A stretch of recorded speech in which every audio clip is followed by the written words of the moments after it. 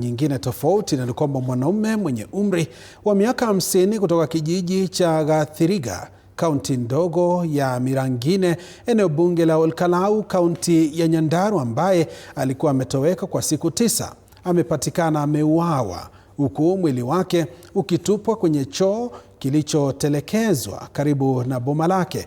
Kufuatia kifo chake tatanishi, familia sasa inaomba vitengo vya usalama kufanya uchunguzi wa kina ili kubaini sababu halisi za kifo chake. Tayari idara ya upelelezi wa makosa ya jinai DCI imeanzisha uchunguzi na imemtaka yeyote mwenye habari kuhusu tukio hilo kuwasilisha katika kituo cha polisi cha Mirangine.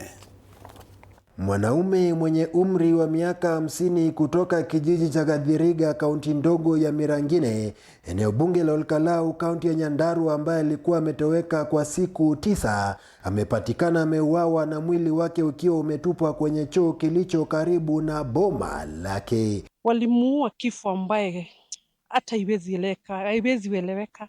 Ni kama mnyama venye unaweza chinja kuku, unaua binadamu hivyo. Wanafamilia wanasema Simon Muteru Mutitu, baba wa watoto watatu, alionekana mara ya mwisho Januari 3 nyumbani kwa kaka yake akila chakula cha jioni.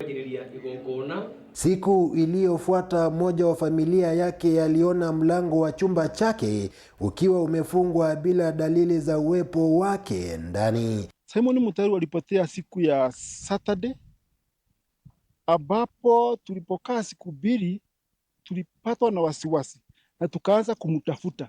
Tukio hili liliibua wasiwasi miongoni mwa familia, na baada ya saa zaidi ya 73 bila dalili za Simon, waliripoti kutoweka kwake katika ofisi za mkurugenzi wa upelelezi wa jinai DCI Mirangine.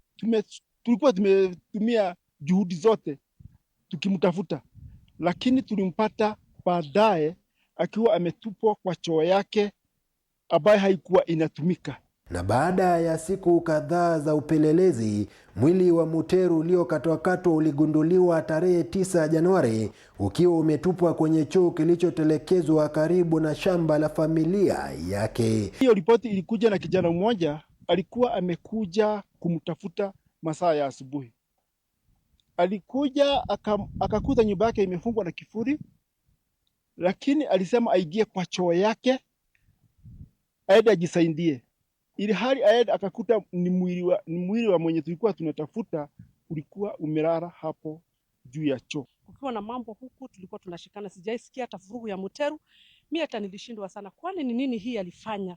Ni kitendo gani hii alifanya? Ikafika mahali wanaua ni kama mnyama wameua. DCI imesema mwili huo uliwekwa hapo kimaksudi baada ya kifo ili kujaribu kuficha ushahidi. Naomba serikali hii mambo isifike mwisho hapa. Hebu hii brother yangu apate haki yake. Nikiripotia TV47 nikiwa kaunti ya Nyandarua, jina langu Laban Muhinda. Naam, mtazamaji.